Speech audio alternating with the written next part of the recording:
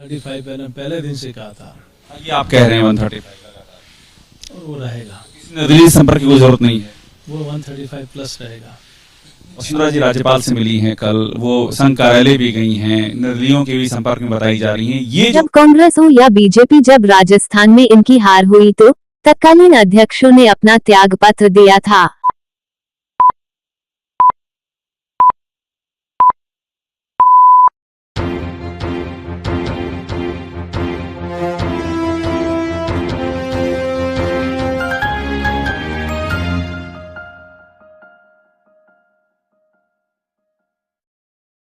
युग क्रांति राजस्थान सब्सक्राइब करें और संभाग की हर खबर पहले यूट्यूब पर देखने के लिए बेल आइकन का बटन अवश्य दबाएं।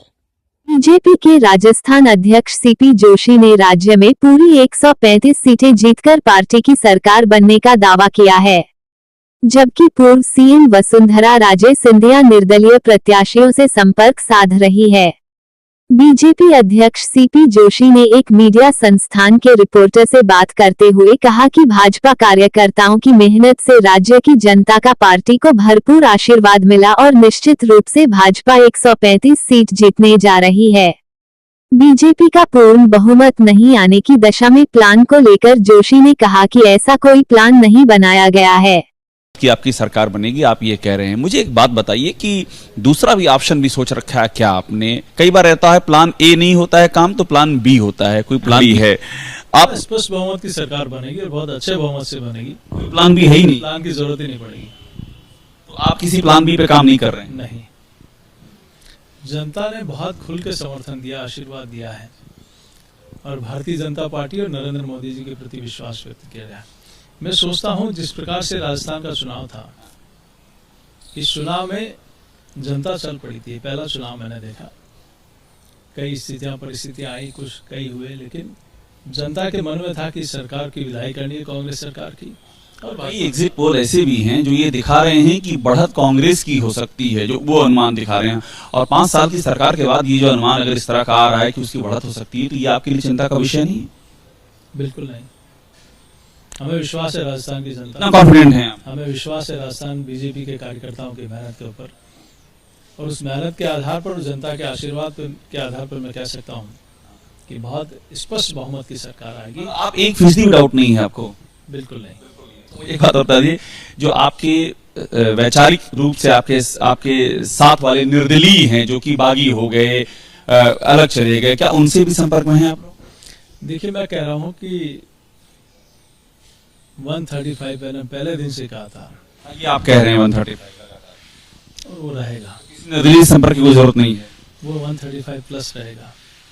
आप निर्दलीय वाले को जवाब नहीं दे रहे हैं, निर्दलीय संपर्क की जरूरत है या वो नहीं है?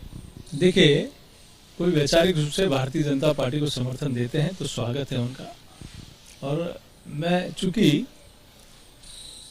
लोगों ने जिस मन से वोट दिया है, विश्वास के साथ वोट दिया है, और उनके चेहरे की चमक के आधार पर कह सकता हूं कि बहुत अच्छे बहुमत से भारतीय जनता पार्टी की सरकार बनी। एक बात और बता दीजिए कि ये लगातार चर्चा हो रही है कि सीएम आपका कौन बनेगा? आपकी पार्टी अगर आ जाती है सरकार में, जो आप यकीन दिला रहे हैं, तो कौन सीएम का चेहरा होगा? समय बहुत कम बचा।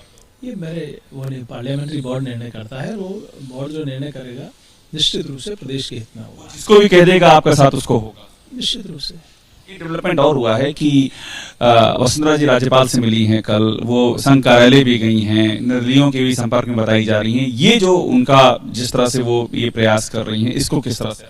वो भी पार्टी के राष्ट्रीय उपाध्यक्ष हैं, वो भी चाहती हैं पार्टी की, भारतीय जनता पार्टी की सरकार बने, और पूर्व मुख्यमंत्री के नाते वो माननीय महामहिम महोदय से मिली है, तो उसमें क्या दिक्कत नहीं, पार्टी का हिस्सा है और पार्टी के राष्ट्रीय उपाध्यक्ष है, हमारी वरिष्ठ नेता है। पूर्व मुख्यमंत्री के उससे वो गई मिलने के लिए, मतलब उसका इससे कोई संबंध नहीं है? जो चर्चा यहाँ बाजार गर्म हो गया कि ये एक संकेत है कि वही लीड करेंगे, इस तरह की बातें भी चल पड़ी हैं। संकेत तो आप कुछ भी चला सकते हैं बाकी ये जरूर है कि जनता ने बहुत खुल के आशीर्वाद दिया है।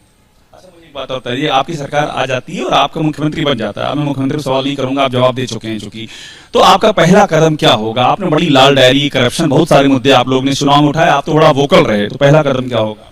देखिए, स्पष्ट रूप से जो भ्रष्टाचार का खुला तांडव 5 साल में मचा है, उसमें जो दोषी हैं उनको सजा मिले, क्योंकि उन लोगों को जस्टिस तभी मिलेगा, न्याय तभी मिलेगा, चाहे दलालदारी का विषय हो, चाहे पेपर लीक का विषय हो। और हमारे मैनिफेस्टो में भी स्पष्ट लिखा है कि इसकी जांच होगी और दोषियों को सजा मिलेगी। दोषी कोई भी हो, बिल्कुल सजा मिलना तय है। निश्चित रूप से। जोशी के दावे के उलट बात करें तो पूर्व सीएम वसुंधरा राजे सिंधिया ने कई निर्दलीय उम्मीदवारों से संपर्क साधा है। जाहिर है मैडम पूर्ण बहुमत के प्रति आश्वस्त नहीं है और पार्टी मतगणना के बाद सत्ता के करीब पहुंची तो मैडम निर्दलीय तौर पर जीतने वाले उम्मीदवारों का समर्थन लेकर सरकार बनाने का दावा करेगी। हाँ, यह अलग बात है कि मोदी और अमित शाह मैडम को पहले ही साइडलाइन कर चुके थे।